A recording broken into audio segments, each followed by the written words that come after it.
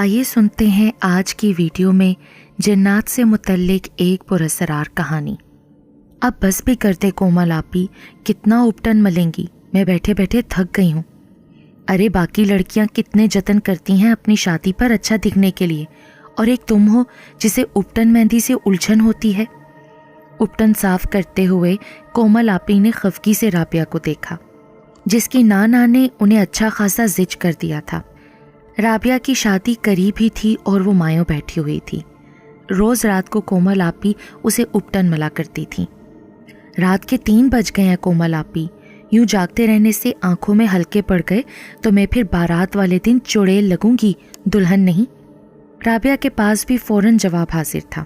अच्छा चलो अब सो जाओ, और किसी भी चीज़ की ज़रूरत हो तो मुझे आवाज़ दे देना, खुद अकेली बाहर कहीं ना जाना। मायों बैठी दुल्हन को बहुत एहतियात करनी चाहिए।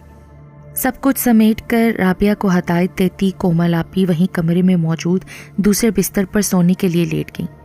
दिन भर की थकन का असर था, लेटते ही उनकी आंख लग गई। लगता है आपी सो गई।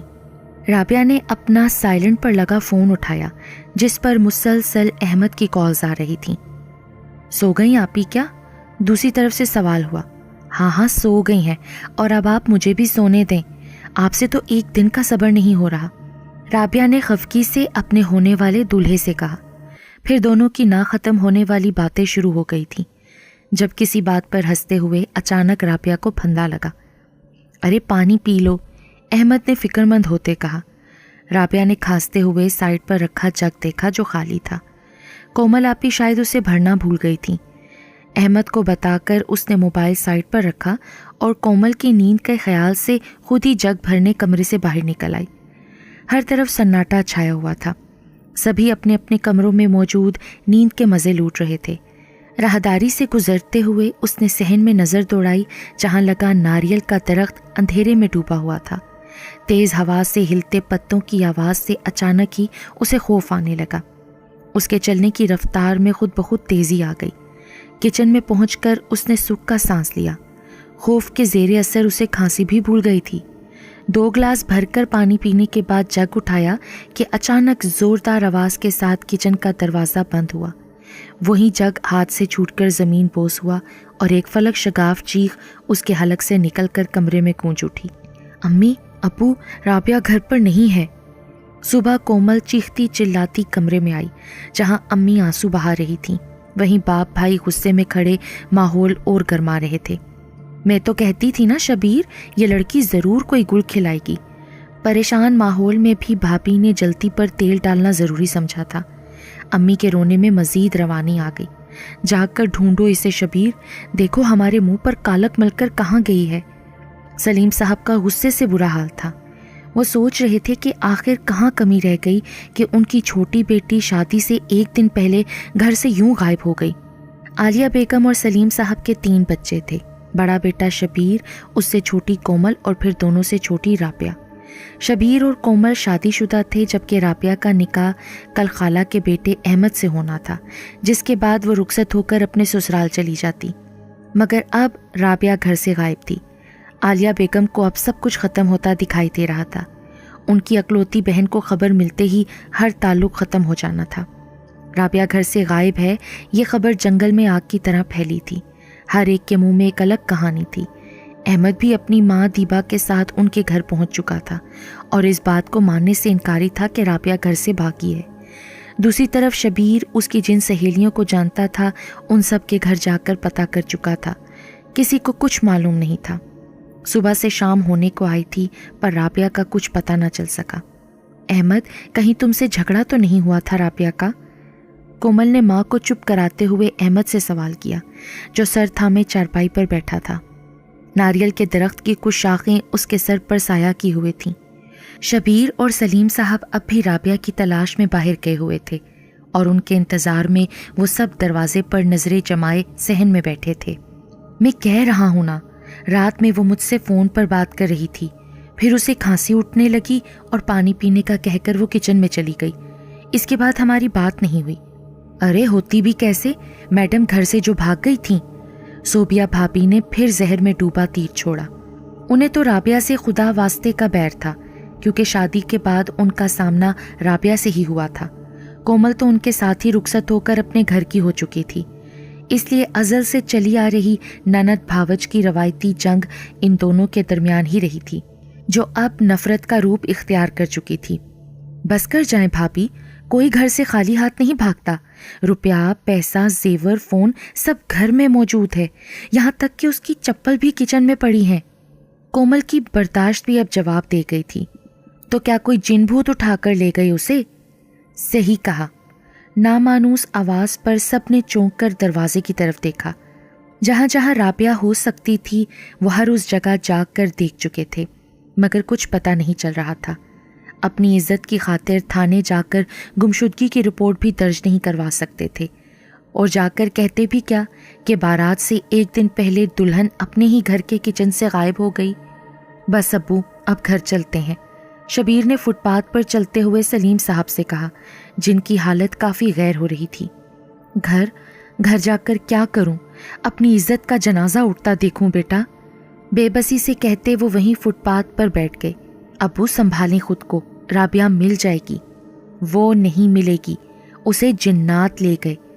पास से आती आवाज़ पर दोनों ने चौंक कर सर उठाया। घनी सफ़ेद दाढ़ी, सफ़ेद बाल, सफ़ेद ही लिबास में मलबूस, कंधों पर रुमाल डाले वो बुजुर्ग उन्हीं से मुखातिब थे। आप कौन हैं बुजुर्गो? शबीर ने हैरत से पूछा। अल्लाह का बंदा, उन्होंने मुस्कुराते हुए जवाब दिया। देखें, हमें परेशान मत करें, तुम्हारी बेटी की शादी है ना? शबीर की बात दरमियान में काटते हुए उन्होंने सलीम साहब से पूछा, जो असबात में सर हिलाते हुए तेजी से उठे। मेरी बेटी की शादी है कल, खुदा का वास्ता हमारी मदद करें। ये कहते हुए सलीम साहब ने उनके हाथ थाम लिए। इसके बाद वो तीनों घर चले आए थे और अब सबके सामने मौजूद थे। ये कौन है? मेरा नाम वली हैदर है। मैं कोशिश करूंगा कि आपकी बेटी को सही सलामत जिन्नात से बाजियाब करवा सकूं। अपना तारुफ खुद करवाते हुए उन्होंने इतराफ में नज़र दौड़ाई और किचन की जानिब चल पड़े। बाकी सब भी उनके पीछे ही मौजूद थे। किचन की दहलीज पर कदम रखते ही कल रात का सारा वाकया उनकी नज़रों के सामने घूम गया। वो कमरे से निकलकर राहदारी से गुजरती किचन की जानिब जा रही थी, जब नारियल के दरख्त पर आराम करते जिन्नात फिजा में फैलती उपटन और मेहंदी की खुशबू के बायस उसकी जानिब मतवज्जा हुए थे। उनकी नज़रों का असर था कि राबिया को अपने इर्द गिर्द खौफ महसूस होने लगा। उसके कदमों में तेज़ी आ गई, जिस पर उनमें से एक जिन मुस्कुराते हुए दरख्त से उतरकर उसके पीछे चला आया। राबिया को मज़ीद खौफज़दा करने के लिए उसने ज़ोरदार आवाज़ में दरवाज़ा बंद किया, जिस पर वो चीख मारती हाथ में मौजूद जग भी ज़मीन पर गिरा चुकी थी। कौन है?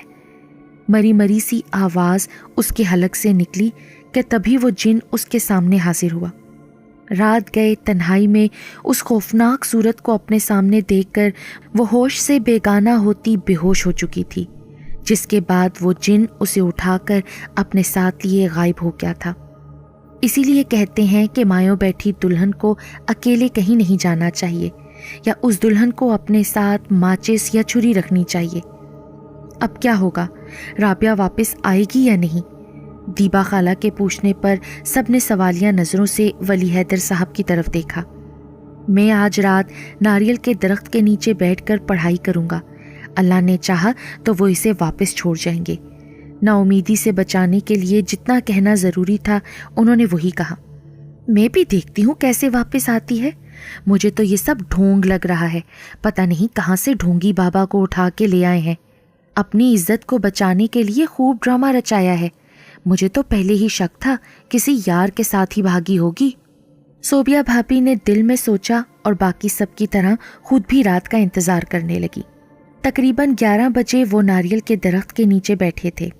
एक आलिम दीन होने के साथ वो फी सबीलिल्लाह लोगों का रूहानी इलाज भी किया करते थे। आज इत्तफाकन फुटपाथ पर से गुजरते उनकी नज़र बशीर और सलीम साहब पर पड़ी थी। सड़क पर सलीम साहब को रोते देखकर अपने इल्म के ज़रिए उनके हमजाद से सारी मालूमात वो हासिल कर चुके थे, जिसके बाद वो खुद ही उनकी मदद के लिए उनके साथ घर तक चले आए थे।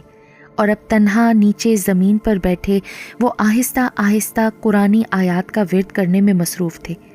इस तरफ आने से उन्होंने सभी घर वालों को मना कर दिया था, हत्ता कि झांकने की इजाज़त भी नहीं दी थी। लेकिन अपनी फितरत और राबिया के लिए अपनी नफ़रत से मजबूर सोबिया भाभी सलीम भाई के मना करने के बावजूद अपने कमरे की खिड़की से झांकने में मसरूफ़ थीं। इधर आहिस्ता आवाज़ में अल्लाह के कलाम को पढ़ते वली हैदर साहब की आवाज़ अब धीरे धीरे ऊंची होती जा रही थी कि अचानक देखते ही देखते एक तेज़ रोशनी दरख्त से निकली, इतनी तेज़ कि खिड़की से झांकती सोबिया भाभी की आंखों में अंधेरा छा गया। यहाँ उनकी आंखें बंद हुईं, वहीं वली हैदर साहब ने अपनी आंखें खोलकर सामने देखा, जहाँ फर्श पर मायों बैठी दुल्हन राबिया औंधे मुंह पड़ी थी। वो जिन उसे छोड़कर वापस जा चुका था। इससे पहले कि वो आगे बढ़कर उसे उठाते, पीछे से सोबिया भाभी के चीखने की आवाज़ें सुनाई देने लगीं।